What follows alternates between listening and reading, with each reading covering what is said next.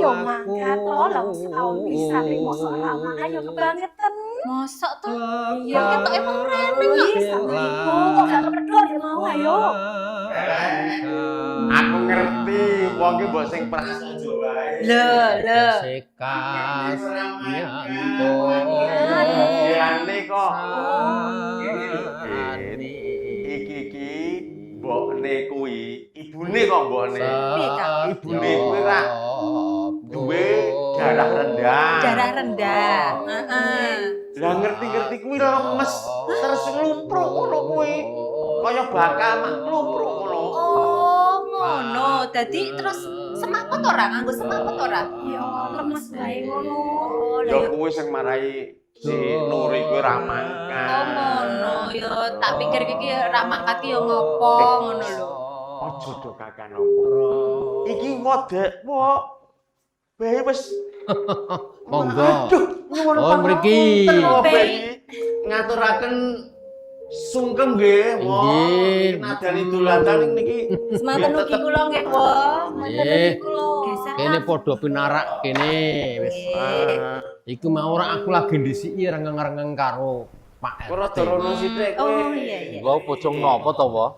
Jenenge Pocong Sumirat. Pocong Sumirat. Cengkok Macapat ora warna-warna to Mas RT. Nggih. Ana cengkok Sumirat, ana cengkok Mangkubumen, won cengkok Buminatan lan sak panunggalanipun kuwi beda-beda. Oh. Aku kok krungu salat-salat ki mau sapa sing salat ki? Lah nika le, Dek Nuri niku mboten budal salat Idul Adha. Oh. Lah kula padosi kula inguk-inguk ning ngendi to cah iki kok reneng. Nggih. Lah terus Niku Niku wae ora wau. ibune niku darah rendah. heeh. Lah niku ra malah anu to. Kaya nek diitung-itung niku kaya kula jaman biyen. Niku darah rendah terus nglumpruk, lemes. Nek kula niku kok iso kiyak-kiyuk ya ki. Ya yuk pripun Mas Sunar? Lah nek pas niki Idul Adha niku Waras. pas Iwak. kok Daging. oke daging pedhun niku kula delalah tensi kula rendah. Hmm. Dadi cocok. Ya kuwi nyeteng aja. Nah, ngene ya, Mas Sunar lan Mbak Fitri. Pancen salat Idul Adha wi mau klebu barangane salat sunah.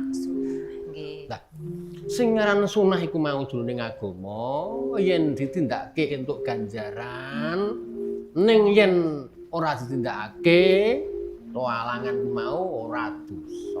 Lho nek kula mboten ngoten ki, nek tumrap kula mboten Piye, Kang? ngoten beda kapitadosan berarti niku sunah niku nek ditindakake entuk pahala. Nek mboten ditindakake rugi, nek kula ngoten. Nggih mboten. Ya. Ning tumrap hukum fikih agama ngoten niku. Ngoten to. Lah, mulane umpama ana sing ora salat kuwi mau ya ora prayo. Ora apa-apa, ora ketaman ning dosa. Beda karo yen ning wajib. Hukum wajib kuwi kudu ditindakake. Pamane salat 5 wektu. Nggih. Iki lamun wong iku mau wong muslim lho ya utawa muslimah. Ora salat wajib iku mau ketaman ning dosa. Kang ngaran Idul Adha iku mau mapan ning wulan Zulhijjah 10 Zulhijjah utawa yen wong Jawa 10 besar, 10 sasi besar. Nggih. Ora kok besar gede ngoten mboten, 10 ing sasi besar. Nah, sasi Sura Sapar Mulud Bakda Mulud Madura kuwi yasane Kanjeng Sultan Agung Kanyakra Kusuma.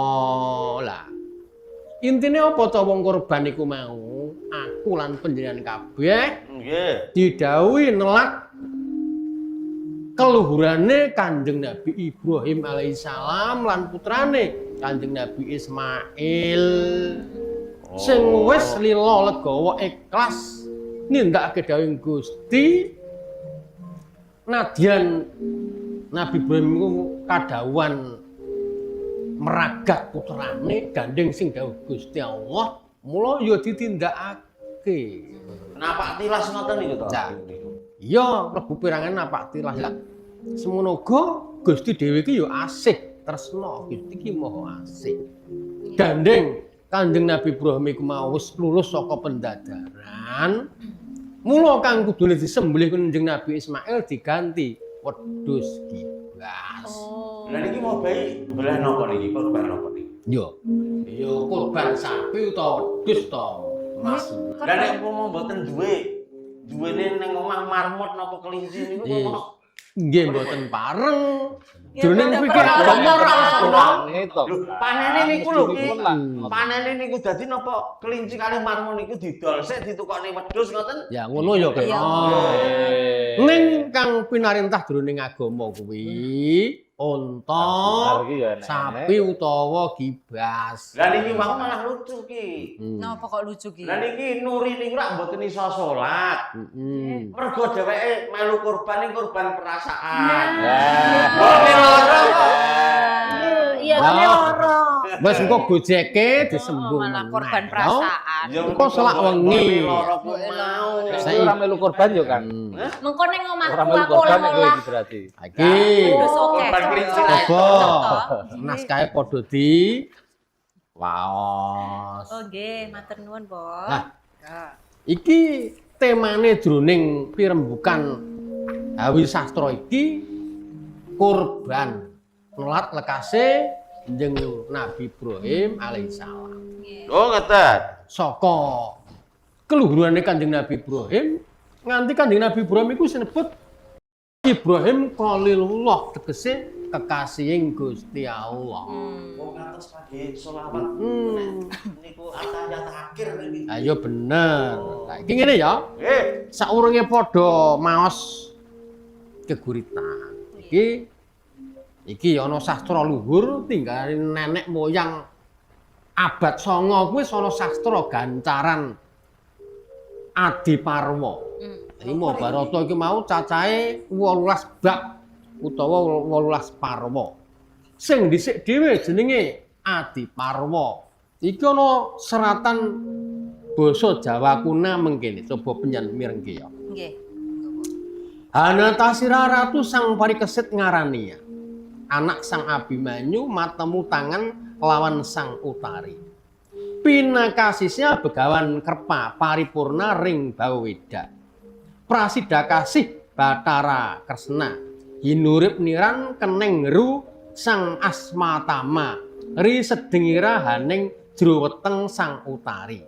Nah, Saya sangat ya, menika, Wo. mudeng ora kuwi tegese. Wah, nek kula tetep mboten ngertos, Wo. Niku napa niku, Wo? Iya to. Dewasa. Kaya meyakinkan Oh, mudeng gitu. to Pak RT ki. Nah, Jebul Lek ramu. ngrungokke tenanan jebul ya ora mudeng iki. Abimanyu. Oh. Apa iki? Kuwi Garwane Utari ketok ya ngono. jarwane mengkene ya. Terus pundi, Wis Wo? pundi, Po? Monggo, Po. Hanata sira iku mau dheweke, ana ratu dheweke lah. Jaman pewayangan saiki sira ki dadi kowe. Nggih. Mongko asline sira iku mau dheweke. Hmm. Dadi jarwane. Ana ratu jejuluk Prabu Parikesit jejuluk Ira. Putrane Sang Abimanyu matemu tangan Nggih. utawa dhaup karo Sang Utari lah. Matemu tangan iku mau dadi matemu tangan dadi manten. Asale saka tembung matemu tangan. Matemu tangan.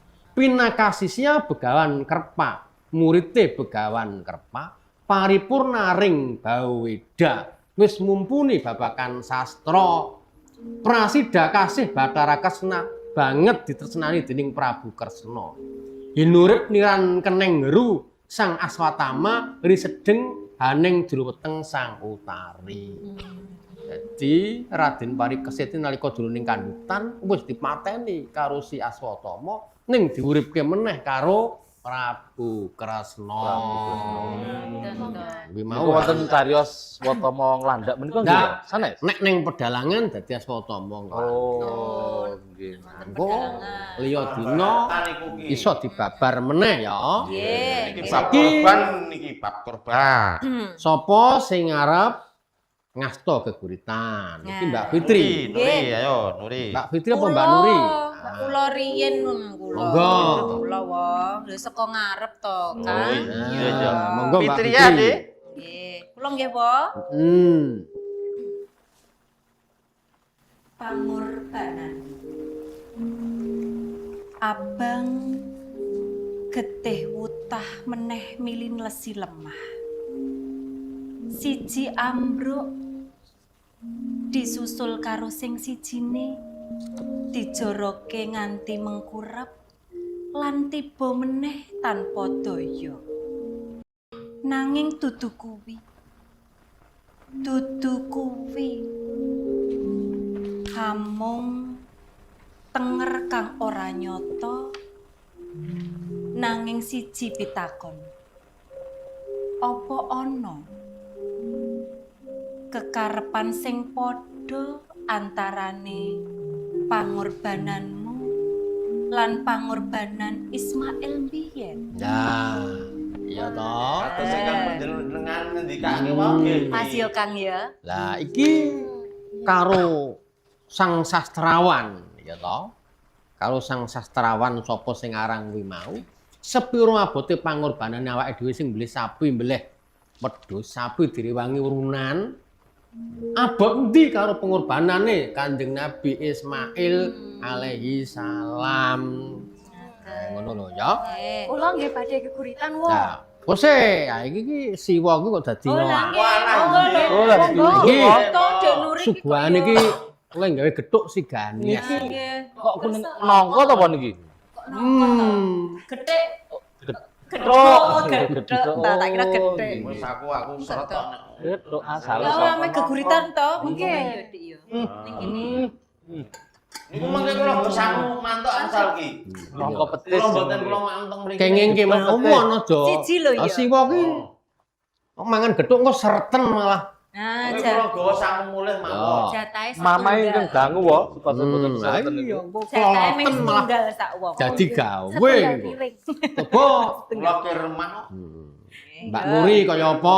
Kula nggih wong. Le maos geburitan. Wengi korban. Wengi sansaya ora karu-karuan. Ra krasa nuli netes elung. Sause nyebut takbir, asmamu dikumandangke. Kaya kidung wengi sing keprungu lembut. Yo, iki riyaya Idul Adha. Ing kono sawijining bapak dijaluk supaya mbeleh anake. Sause ngerti anake ikhlas lan lila, mukjizat teko. Sang anake dislametke. Ati sing sepi nyenyet saiki ilang. Kekidungan asmamu mecah wengi. Aku uga melu ngramekake. Rasa kuwatire ati ilang. Esem mawujud kanthi radi nyono. Mau becik banget, Mbak. Nggih. Mbak Nuri ku mau. Sun. Ya iki eman kok sing nyerat kok ora ditulis sing nyasa sapa. Ya, engko liya wektu ora pareng kaya ngene. Sing nyasa iki mau kudu diserat. Ngono ya. Nggih, Wong. Dadan iki sing saged dipendhet maknane niku ki nek kula nggagami nggih. Niku kurban niku to. Nalika kepasrah rasa pasrahe ngantos bebles ajeng di ser ngoten terus. Gusti mboten lilakaken nggih. Mboten lila niku. Lho, lah yo kuwi Lah nggih. Ning Nabi Ibrahim lan Ismail wis ngaturke takwane. Lah. Ning Gusti ya ngrentahake sih tresnane marang Kanjeng Nabi Ibrahim lah. Yektine menungso kabeh iku mau entuk panodi telung perkara iku mau lila, wani lan kurban. Ya toh? Urip iki kudu dilandasi rasa lila. Yen ana apa-apa wong iku kudu wani. Nek ora wani ora lakon iki mau ora bisa dumadi. Tur sing kari dhewe gelem kurban. Umpamane kabeh wong wis kurban. Ibu lila wani kurban ngopeni putrane. Sawijining ibu nggerbini sang sasi 10 dina Ya toh? Engko urung mesti anak iku mau ngatur dipanun marang wong tuane iki apa ana. Kuwi ning wong liya iki mau wis lila. Ini korban ngopeni anak ndewasake nyekolahne engko dadi wong gedhe. Bareng dadi wong gedhe ki eneng. Wong wis sukses ku mau nek mulih ning omahe dadak turu ning hotel sik. Kuwi iki ya eneng. Sebab ora kerasa ning omahe lho, ngono kuwi lho. Waduh. Nah, ning wong tuwa yo ora lara atine sebab wis lila korban kanggo putrane. Kuwi klebu hikmahing Idul Adha kuwi. Kula kepengin nembang ki nyoba ki. Napa wae? Men ora mboseni, Pelok, Mas. men ora mboseni. Niki lagi pelok kok, Wak? Sinom. Niki pelok kok. Pelok enem. Oh, nggih. Ayo dirungokne, Mbak. Ya, ya. Kayak apa? Monggo, Suarane Mas Sunah. Kang.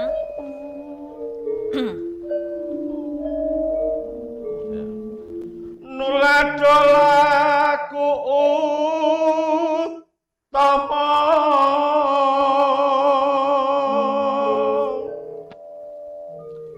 tumrape wong tanah Jawi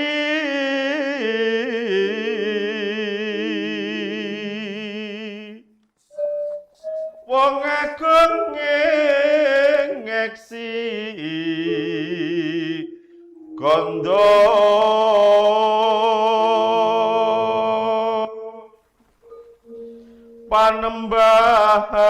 panembahan Senopati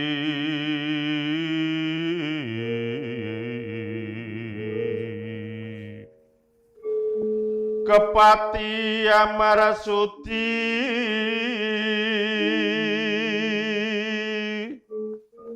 Sutane wolan nafsu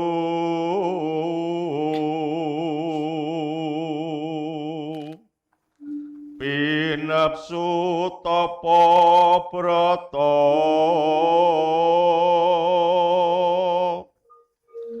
tanah piyeng siang ratri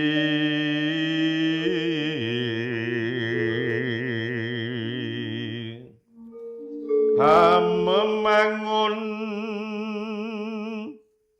karya natya sing sesama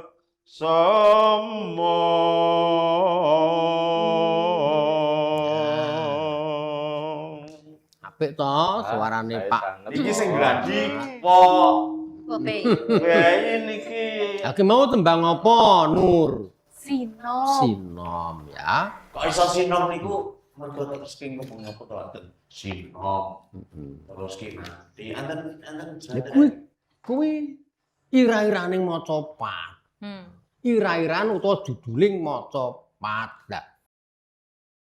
Lah kebeneran tembung sinom ku ya ana pengaran-arane sinom ki mau pucuking godhong asem ki jenenge sinom. oh nggih Jadi wit asem ki sing isih ijo enak dipangan kae kuwi jenenge sinom. Lah pucuke ngrambut kuwi ya sinom. Lah iki Mbak Fitri iki pucuke iki jenenge kuwi ya sinom. Sinome kathah niki. Ngono. Ya, Sulistya ing warna sesinoman iki.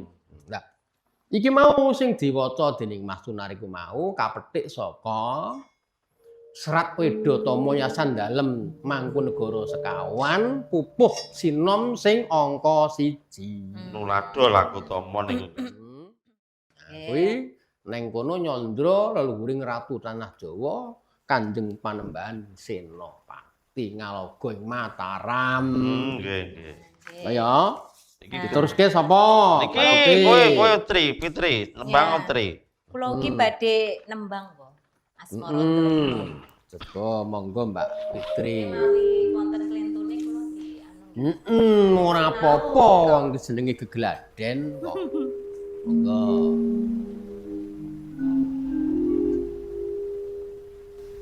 Lumrah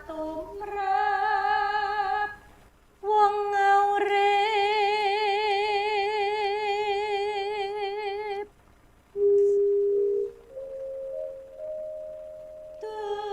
dumunung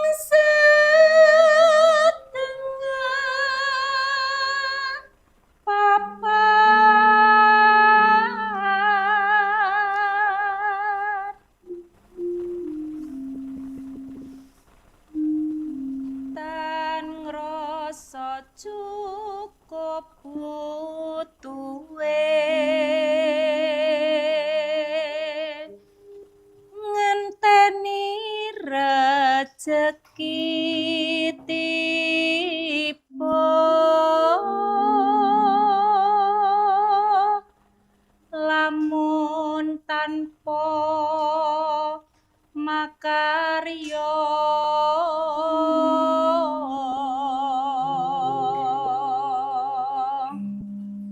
sengara bisa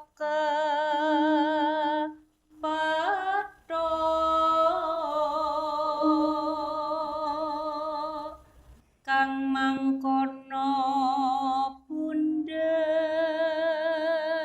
lono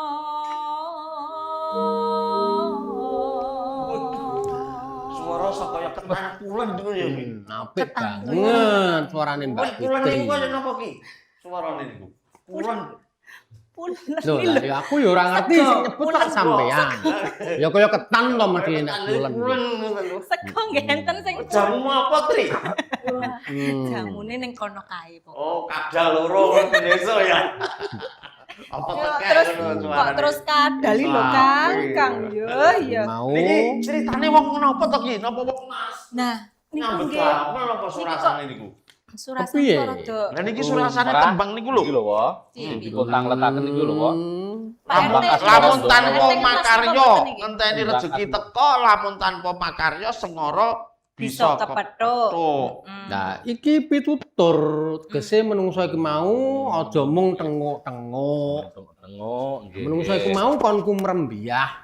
Mula ning tembung Jawa iku mau ya obah mamah. Sapa sing gelem obah mesti mamah. Menggok ngemplok. Lah Lho, lho, lho, lho. Lah niku pripun, Wo? Menggok ngemplok obah mamah ki mau wong mlulu panganan ya. Wong memangan ki mau ya nek Sampai dibutuhke. mesti. Lur mensaken menawi Angger menggok jajan engko yo Ngemplok niku lho. asile ora ngenger. Pak RT di sini. Kuwi gel anu ki wabeh kuwi obah mamah gelem tumandang gawe. Ya, karepe ki Kok ngono. nandur kok mamah iso di anu hasile iso dipangan. Lah iya, ngono lho. Nah, iya ngono. Lah iki gelem rawuh. Iki Hawi Sastra yo entuk gethuk saka Ganes Lah, obah nah, mamah to. Nggih. Wis lah ya wis dar gedhuke siji ta mau. Nah, Asmarandana Siji. iki kuna makunane iki Semaradahana. Basa kawine Semaradahana. Napa niku? Iyasane Empu Darmaja sing critakno dewa loro kakung putri sing setya patibrata banget senane yaitu ya iku Kamajaya lan Rate. Rate. Nabi niki komo napa, Wo? Ah nek kuwi Kama salah. Dadi Bathara Kala kula niku. Kok masalah Bathara Kala niku. Iya lah. Iki mau takon candrane. Nggih. Pamane ya to iki Fitri jejer karo Mas Sunar nek dicandra kados napa ki? Kados napa? Sing wis ki nganten ki rak Kamajaya lan Kamarate. Ah nek iki nek tak sawang. Lah, Kaya Kamarate lan si Komo.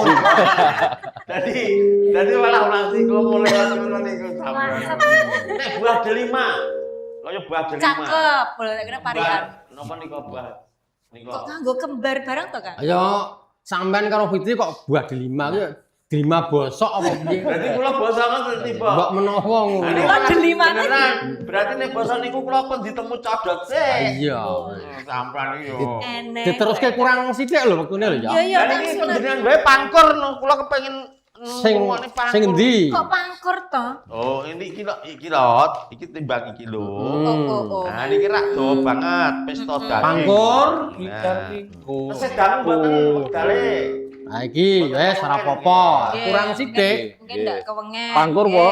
Ah. Wah, pangkur iki nah wobehi suwantene. jos. Mingkar mingkuring ukara akarana kanan marti siwi sinawung rasmineng kidung pangkur ngono kuwi. dijawabke napa ngoten mengke? Sinuba sinukarta mrih kratarta pakartining ilmu luhung kang tumraping tanah Jawa agama ageming aji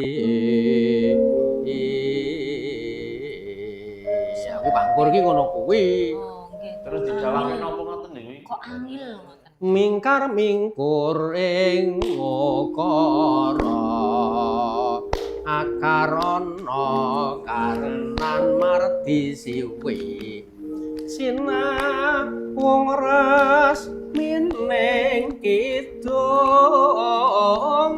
sinuka sinukarta ayo padha keplok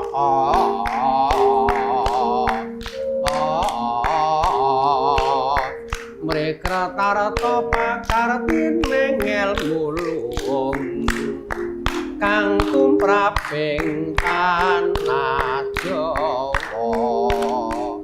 agama ageming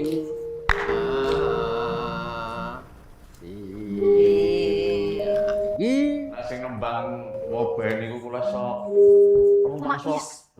tentrem teng ati ngoten Aku lho. urung sepiro aku yang sing sinden nuri iki. Semaput. Kok semaput tuh, Kang? Lah saking suarane apik itu. Nuri nganti so nyinden Mas Sunar ora ngukup kok. Ajare arep geblak. Jane lho iki. aku. Niku lak nuri iki tambah lemu ngoten. Ajeng kula dhelik iki lha niki kurban ning nganti konangan karo Kang, yo ora ngono kuwi to, Kang. Korban itu katut kan mungkin di Lho ya aja ngono. Bukan dadi korban korban Mane-mane. perasaan. Kok dienggo korban iki apike kaya ngene kok. Malah sampean bae kuwi dilokne korban kono ngono. jane sing Setuju, kurban iku sing dipilih sing apik-apik, sing elek maten mboten payu. Ora payu ya Kang. Lah kok sok-sok iki malah sing elek ku sing digoleki sok-sok. Sing kowel kan. Nggo imbuh ya. Sing nek cara wedhus sing kowel gitu. Wis nyambut gawe kowe. Ini ya. Pripun? Kanca ora krasa wis sawetara anggone olah gawe sastra iki mau. Mumpung ya grimise iki mau wis trenceng mudah-mudahan meneh. Nggih, nggih. Ora kok siwa iki mau ndung. Lah, patemon sastra iki mau cukup semene rahayu kang padha tinemu widada nering sambe kala. Nggih, wah. Nyun pamit nggih. Pamit, Wong. Nggih, nggih. Sing padha ngati-ati lho ya. Nggih, nggih, Wong. Kamu sing mlaku ki ya digoncengke, Niki mesake. kok beto nggih, Wong nggih. Heeh.